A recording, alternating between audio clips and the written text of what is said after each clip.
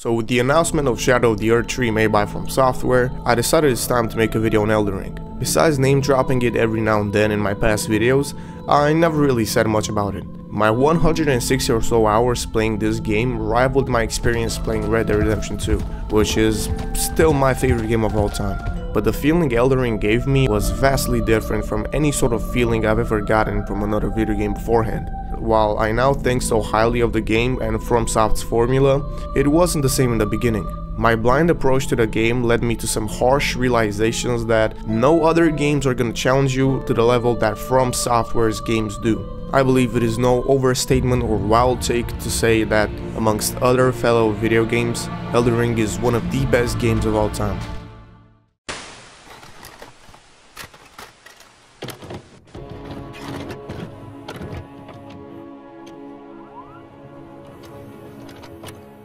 My experience with Elden Ring starts after the Game Awards, where Elden Ring deservingly won it in my opinion, because it's one in a generation type of games in terms of quality and design goals. One of my cousins bought the game shortly before I did, and I asked him how did he feel about the game. As expected, he said great but hard as fuck. And after watching him on Discord play it, I was mighty fucking confident it's an easy game. And oh man, was I wrong. I got into the character creator, went through it pretty quickly, died to the boss like how everybody did, and went through Breath of the Wild again, and then was left stoked by the beautiful vistas of Limgrave. Skip this guy because fuck him. From what I understand, he pretty much says you ain't got no bitches. You are maidenless. So fuck him. And against my cousin's advice of avoiding him, I proceeded to get my ass whooped by the tree sentinel for like 10 minutes straight. Well, let's just say that didn't go according to plan. And me going through meeting Ronnie and getting Torrent would be just something uninteresting, so I'll skip to a slightly more interesting part. I clocked a few more hours in the same week, until one bad day I was getting killed even by this guy over and over again. I opened the chest, that threw a smoke grenade at me, and got teleported to the top of the map. After taking 5 minutes to notice that there is a site of grace, I went in the wet field to explore some more because I still haven't been this way. And bada boom bada bing, there was Toothless from How to Train a Dragon. So out of anger, I altered for the game, stopped playing, and calmly said to my cousin, "It's not a bad game, but fuck this game." But I can't really remember the reason why. About 7 or 8 months later, I gave the game another go. It still didn't go well. Pretty much the same shit happened once more. Tried to find Margit and went as expected. I mean, to be fair, I was still not eager to fight this guy. He was still giving me a tough time with the shield. And of fucking course, I opened afterwards a chest that teleported me to a mining calyx that turned into 20 excruciating minutes trying to get out of. So I did the logical thing like last time. I quit the game and stopped playing. I think we all heard the phrase "third time is the charm," and I actually fully believe that it actually has some meaning sometimes. Fast forward a few more months to November, I swear to God it's the last fast forward, I got recommended a video by my favorite YouTuber named Jakey on Elden Ring that I have already watched when it dropped. But this time I was more intrigued on why FromSoft's game design actually changed everything and why is this game apparently so good. Seeing so many videos on how Souls games save you or how Elden Ring saved gaming made me give Elden Ring one final try, and as you can tell, it stuck.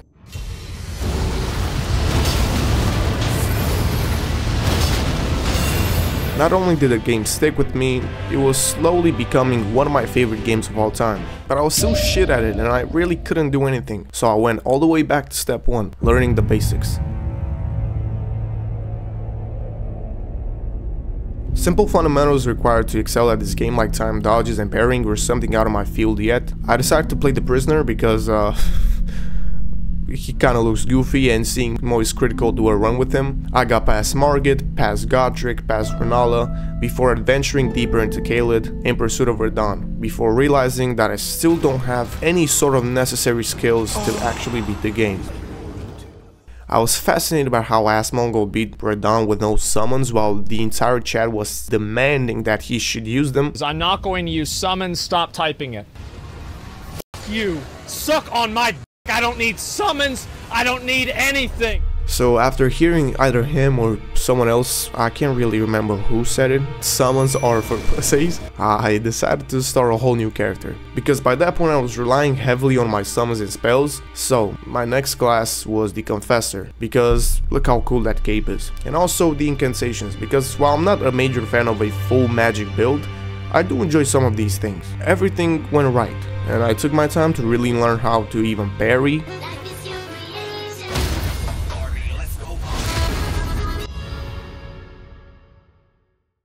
Learning what made the Souls series so appealing for everybody made my opinion on every other game change. I'm used to playing games that guide the player into a scripted narrative with more forgiving gameplay and a lot of hand-holding, but Elden Ring changed my perception. While I was on my peak interest in Elden Ring around Christmas time, I was working on a video which I later cancelled called Rockstar's game design needs to change for GTA 6. And in that I really harped on how those games or similar to them give the player little to no freedom on solving their problems their way, creating an extremely similar outcome and experience of the game for the majority of people. The Souls game do the exact polar opposite, especially Elden Ring. None of the bullshit rise to this place, shoot a billion men and flee the area that you see in Red Dead 2 for example, or GTA 5. In the same video I did praise Rockstar's outstanding writing, being able to write some of the best fictional stories ever written, with the best character developments seen in gaming. Take Arthur Morgan for an example. Coming after the highly beloved John Marston and becoming the better character in the end, that takes some magic writing to pull off. And while I don't think Elden Ring's story is nearly as strong and as well executed as Red Dead 2's, that is not the main appeal of the game. But the background of the characters contained in the game and the lore behind it all are what make it special. Everything is slowly revealed by exploring the environments and reading item descriptions that sometimes leave hints to the backstories and events that took place before in the lands between. I found myself in love with the lore, to the point where instead of listening to music, I was listening to YouTube videos breaking down the lore like Godfrey's and The Tarnished. George R. Martin's presence is truly felt in this game, with him creating some masterpieces on his side for Elden Ring characters. Every main or side boss is interconnected to each other, siblings, half-siblings, cousins, the bloodline runs through all of them. Except Godric. I mean, he's related, but he's like a very distant relative, but he's the weakest dipshit of the demigods, so f*** him. I actually just watched a video yesterday about his backstory and it further enhanced my point. From exploring the open world and talking to the NPCs, we can learn about his humiliation in battle to Melania and how he cowardly fled the capital and started hiding in Stormview Castle in fear of Radahn, displaying his coward nature without not even seeing him do anything like that. There is so much lore in this game and the areas and bosses and items that you can completely miss because of the sheer scale of the lands between. FromSoftware rarely misses or adds filler areas in these games. There are of course some exceptions of Lost Elizabeth in Dark Souls 1, which is clearly an unfinished area, and in Elden Ring, the snow area that is just a big patch of land with not much going on, which kinda reminds me of New Austin from Red Dead Redemption 2. But for the better part of the lands between, FromSoftware smokes the competition, with the likes of Nokron City, Magwin Palace, beautiful sights that you would only see in fairy tales, found in this gruesome, merciless world of Elden Ring. Being able to see these places with my own eyes after beating Radahn and getting out that stupid Caelid area, that's pretty much hell, ain't it, right? And doing Ronnie's questline too early and not getting the ending that I wanted are some experiences that I will forever cherish and talk about.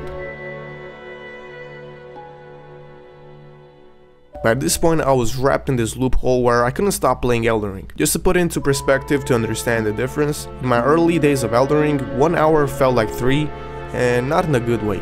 Around this time I could have played Elden Ring for like 8 hours and it would feel like it's been 2 or 3. That's how much I enjoyed it. Even while it was taking me sometimes like 3 hours to beat a boss, every boss after Morgoth to be more specific, I was still enjoying it. Finally understanding what was the major appeal of Souls made me fall in love with them. The loophole of dying to a boss like 50 times, which I'll get into it in a moment, just wait for that, but persevering makes this so much more memorable, and made me a hell of a lot more arrogant, which turned out to be complete bullshit, or should I say BS, oops, pardon my language, because I'm currently playing Dark Souls 1 and even the mobs before Undead Burg, if they crowd up together, they they kind of give me a headache. Especially oh my god, man, especially the graveyard near Firelink Shrine. Jesus Christ. Off the books with this one, I'm planning on beating Dark Souls 1 and 3 by the release of Shadow of the Erdtree, and you better know that a video on it will come out, and possibly some segments where I talk about my experiences with Dark Souls. My major and only complaint with Elden Ring is regarding the balancing. It's like how Donkey said, Elden Ring is an incredible game that is unfortunately heavily held back by poor balancing. Because it's an incredible game that is held back by very poor balancing. Some of these enemies deal way too much damage for not too much reason, hits that can kill you in one hit, or 10-minute long combos that never stop or come out so fast that feels like just a hit.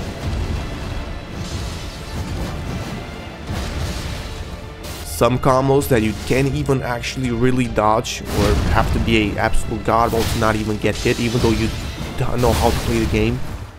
And one more thing, attacks that take up for your entire health bar. Now I would understand if I happen to not have enough vigor, but look at my health. How can you tell me that Malekith two-shots me?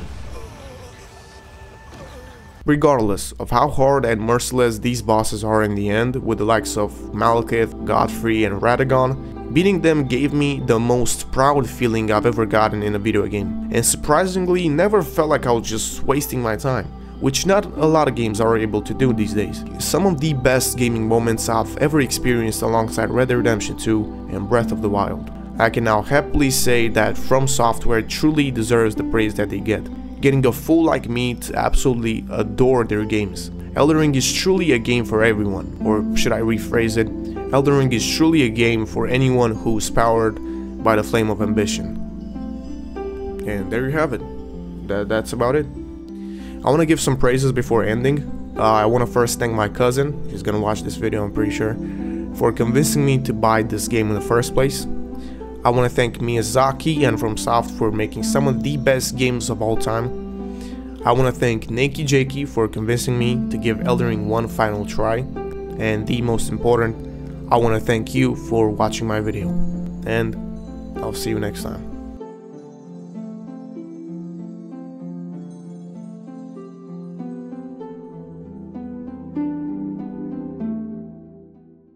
Oh.